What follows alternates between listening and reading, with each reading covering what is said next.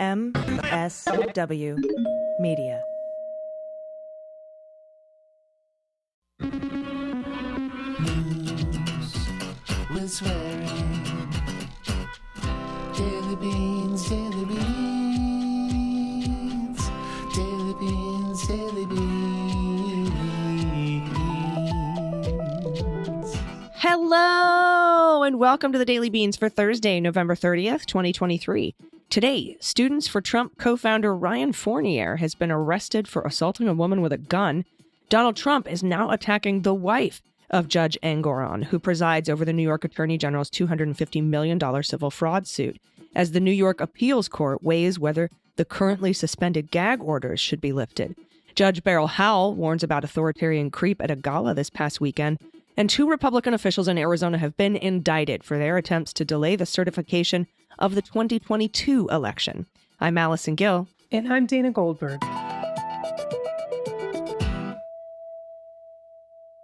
Dana, your poor voice. How are you, my friend? I'm apologizing ahead of time now. I'm the sick one. But we're going to turn it on. I'm good. I'm good. Listen, people, this virus is still out there. It's still pretty fucking intense for some of us. And just don't risk it. You know, I performed all over the country in front of thousands of people, had dinner with tens of thousands of people. And somehow Thanksgiving with 18 of us, one person brought it in. So just be safe and vigilant. I'm still waiting back and hoping my mom stays negative because, as you guys know, a lot of you know, I went to go visit her not knowing that I had been exposed. So please protect your loved ones, protect yourself, and just stay healthy. 'Tis the season. Absolutely. Keep a couple of those free government tests around whenever you're able to, so that you can know as soon as possible. And you know, we'll see if we can send a link out to the patrons, or you know, or you can just Google free tests, free COVID tests, and there's still more that they can send you. I'm still, you know, wearing a mask when I'm traveling. But you know, I mean, if you're having dinner with your fam and somebody has it, you know, just be vigilant. You know, we miss you, and I'm so glad you're back. And how are you feeling?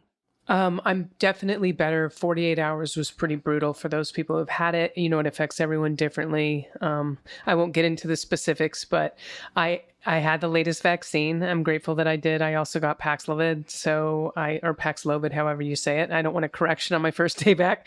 And I'm assuming both of those things together helped, but not everyone has access to those two things. And so I'm feeling about 65%, which is better than 40 or 30, which is what it was 2 days ago. Well, we will keep sending you those healing vibes. Thank you. I just got back from the White House. I had an amazing time. I got to see some great people. Kurt Bardella was there. Keith Edwards. I got to meet and speak with Senator Booker.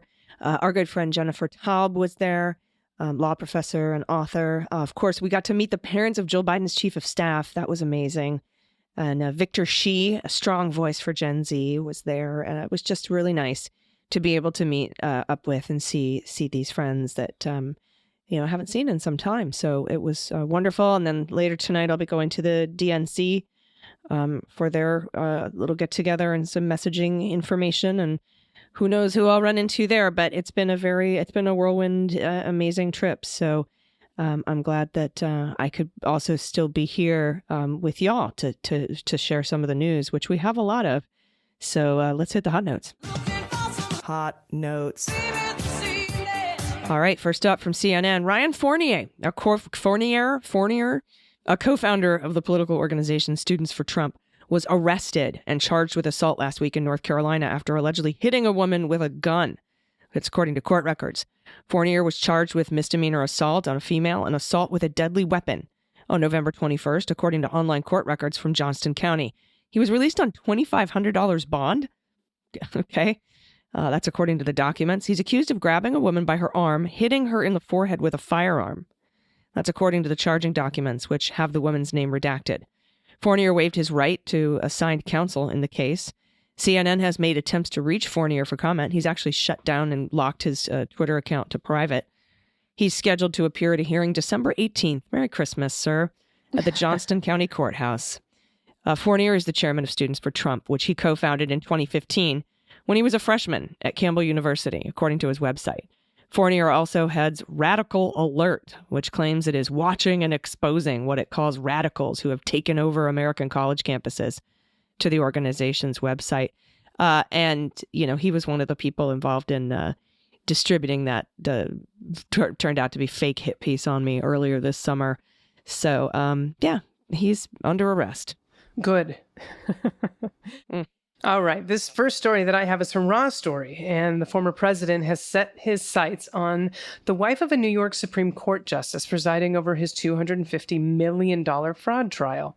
On his Truth Social platform on Tuesday, Trump shared at least 4 links about Justice Arthur Engoron's wife. That's Dawn Marie Engoron. Now, the reports are based on conservative activist Laura Loomer, who's quite a character. Her claim that Dawn Marie Engoron had shared derogatory information about the former president on social media. Well, the Engorons have not confirmed ownership of the social media account or any connection to the post, by the way.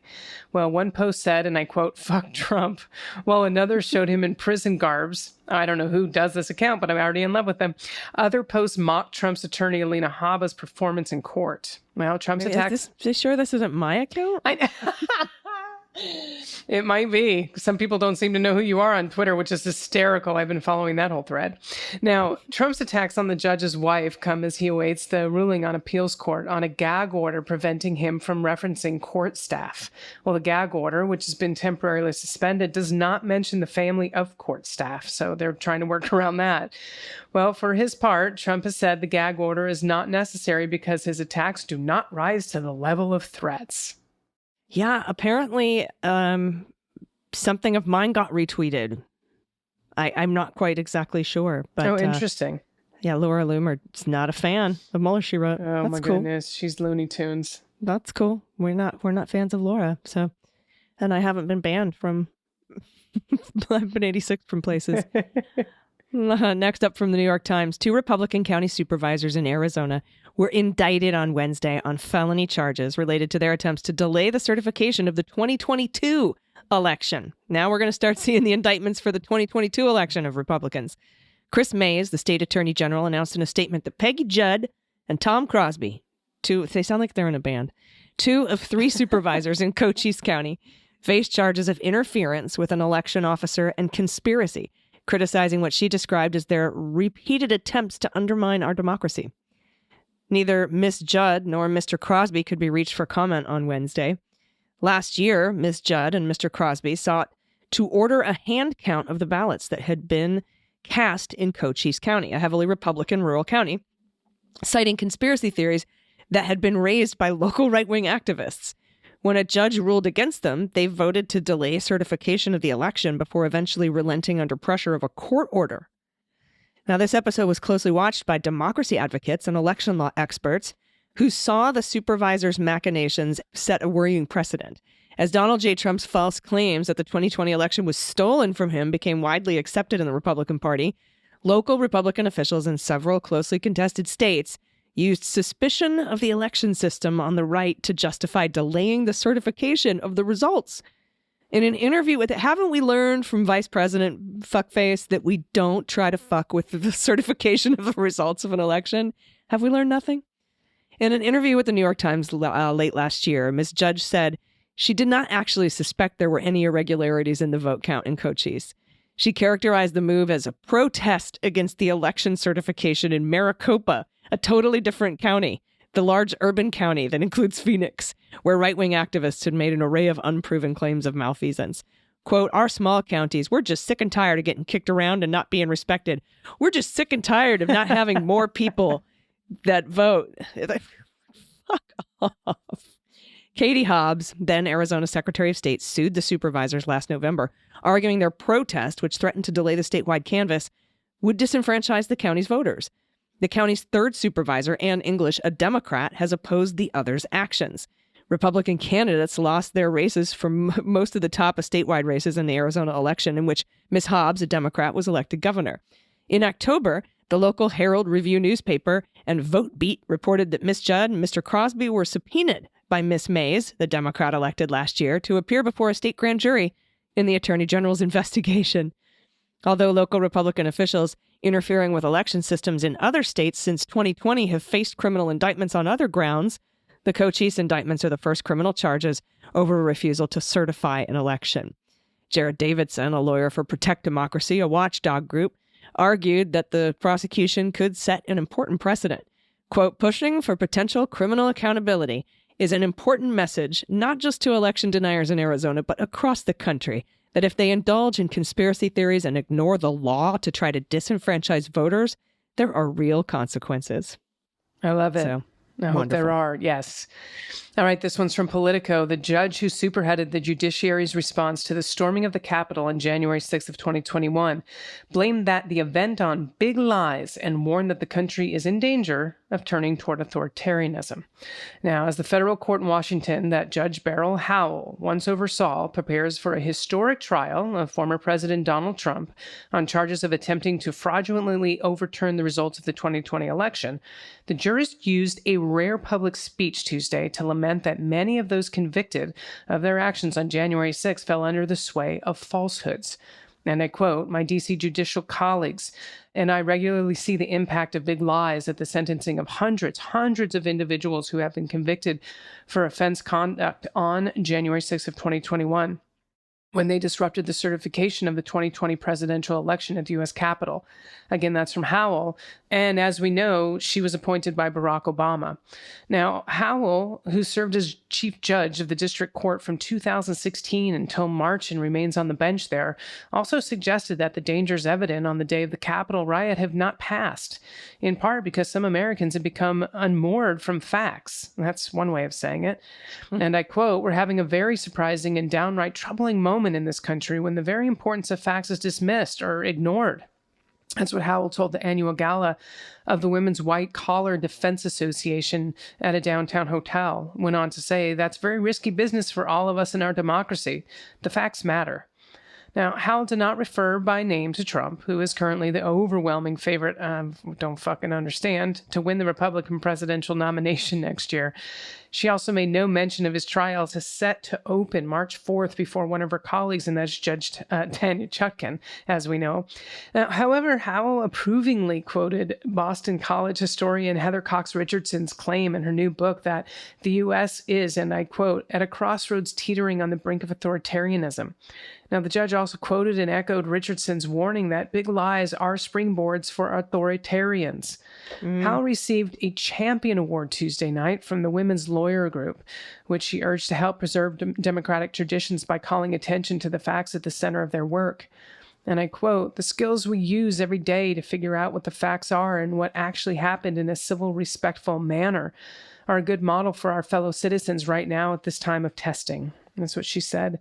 Now, also received the same award Tuesday was the number 2 official at the Justice Department. That's Deputy Attorney General Lisa Monaco. Now, the awards were presented by former Attorney General Loretta Lynch, who hailed the Women's Lawyers Organization for its efforts to promote diversity in the white-collar bar. Lynch appeared to allude to this year's Supreme Court's decision outlawing race-based affirmative action in college admissions when she referred to, and I quote, reactionary forces rising and an incredible backlash against the movement to increase diversity. In the wake of the High Court's rulings last June, at least 2 law firms have faced lawsuits challenging scholarships and fellowships alleged to discriminate in favor of minorities, and at least one other firm broadened its criteria for the awards. So it's nice to see people getting the recognition that they deserve for sure. Yeah, and it's interesting. Judge Beryl Howell knows a lot more than we do about January 6th. Oh, yeah. Because she was the chief judge overseeing the grand juries during most of the Jack Smith investigation. Now it's Judge Boasberg who's taken over as chief judge for the D.C. District Court. All right. Thank you so much. And your voice, I just want to hug your voice box. And I just want to thank the listeners. I know sometimes the sound isn't great, but now we have great sound and a shitty voice. So just know that getting healthy, but this has really sort of made my day. I've been secluded for a little while. So just to hear and see Allison and know that I'm reaching the community, it's going to be healing for me. So thanks for bearing with me. Yeah, and we have the good news. Hopefully that'll bring a smile to your face. Everybody, if you have some good news, send it to us at dailybeanspod.com and click on contact. We'll be right back with it after this quick message. Stick around. Everybody, welcome back. It's time for the good news. Who likes good news, everyone? Then good news, everyone.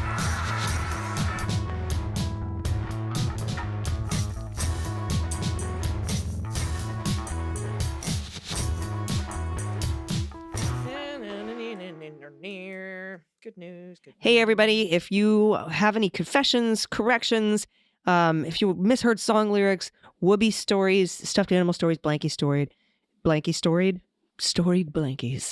brought to you by the Daily Beans. If you want to play What the Mutt, Find the Cat, What the Shell, Cat Me If You Can, Opine on the Bovine, What the Heck-Wine, or just guess the animal. That's probably more our speed. I think so. Any baby pictures, frog orgies, anything you want to send us, holiday pictures, send it to us at dailybeanspod.com and click on contact. All right, first up from Jenny, no pronouns. Wishing my grandma, Betty Jane, a happy birthday. She turns 100 years old today. Wow. She has quite the life story. She got pregnant with my dad at 17, had a duplicate birth certificate created so she could go to work in a factory while my grandpa went off to fight in World War II. She's a real-life Rosie the Riveter. Fucking awesome. We love this story in our family. She is union through and through, and she worked in a factory until she retired at 62. She has 2 kids, 4 grandkids, 5 great-grandkids, and a great-great-grandson. She's the heart and soul of our family, and she won't give up her chicken and dumplings recipe. Attached is a picture of her at 98. I love your podcast. You keep me company going to and from work. Jenny, this is brilliant. Happy 100th birthday. Indeed. Oh my To gosh, Betty she's Jane. just the sweetest. I love that you have such an amazing family. Thank you for that, kicking us off today. All right, this is from Buzz, pronouns he and him. I guess you'd call this a whoopee story. Now, Buzz is not my name in my birth certificate, but it is the name I've gone by since I was 5 years old. Now, the way I got the name is quite the story.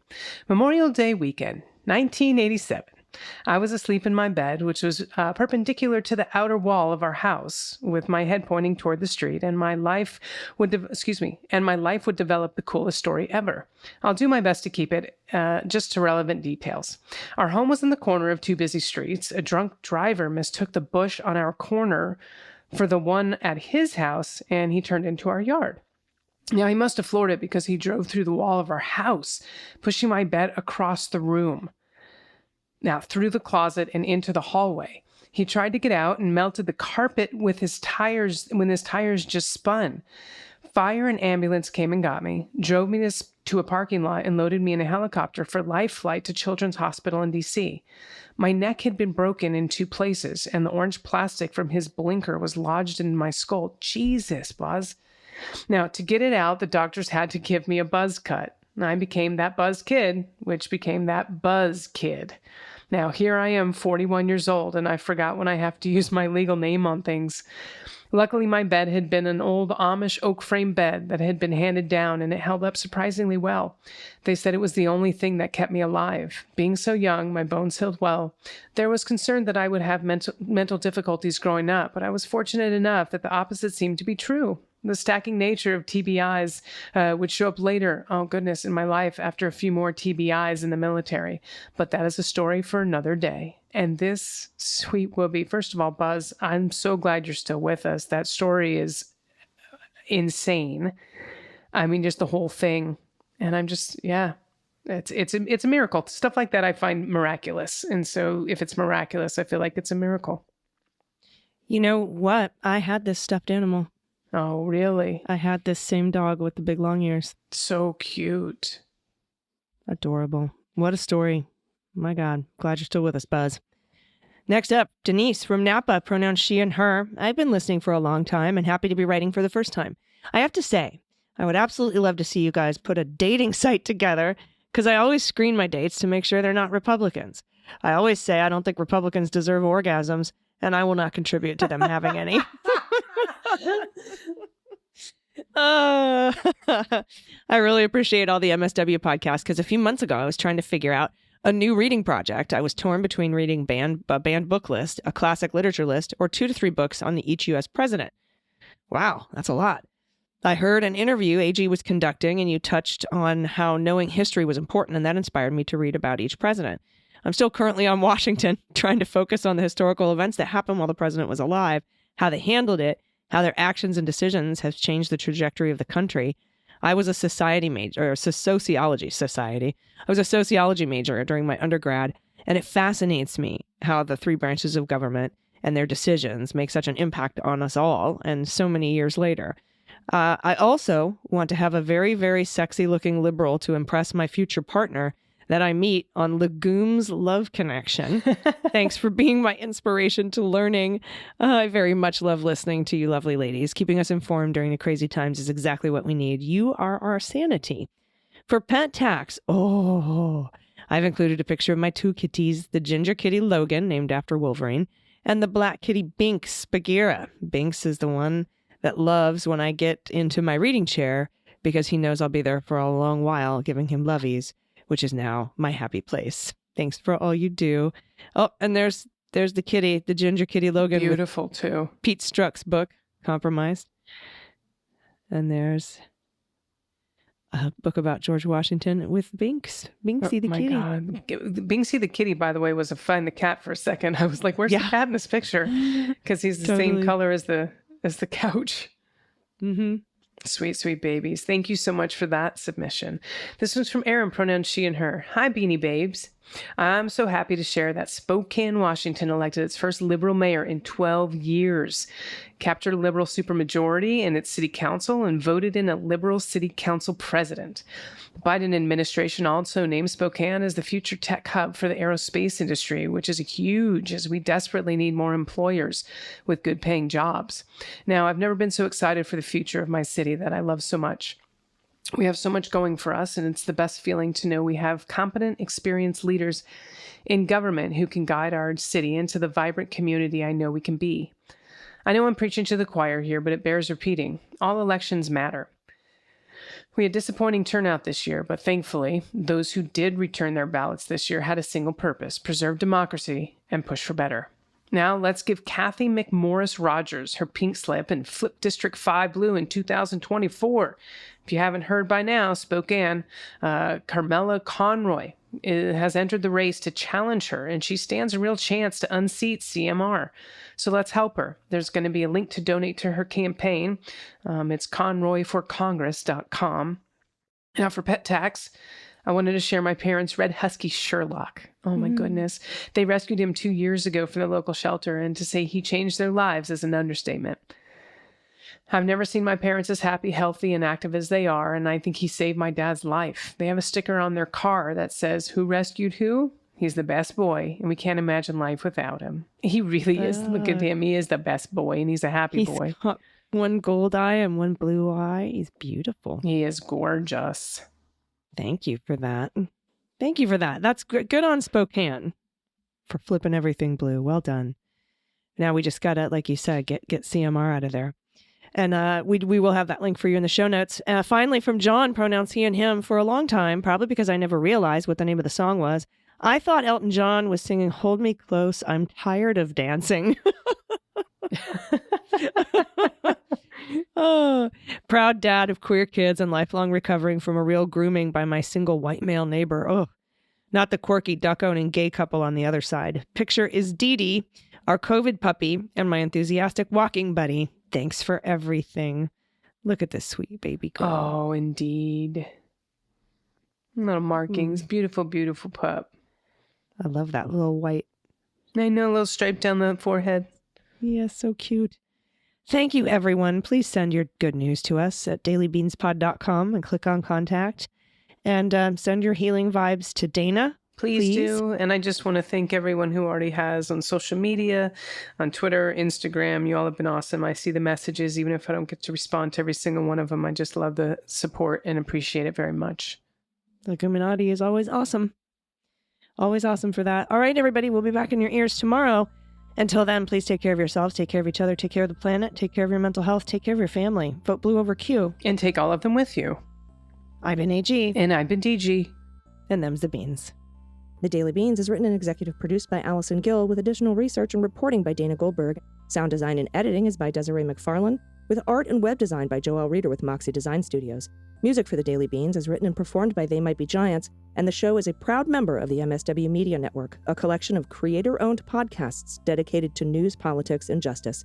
For more information, please visit mswmedia.com. MSW Media.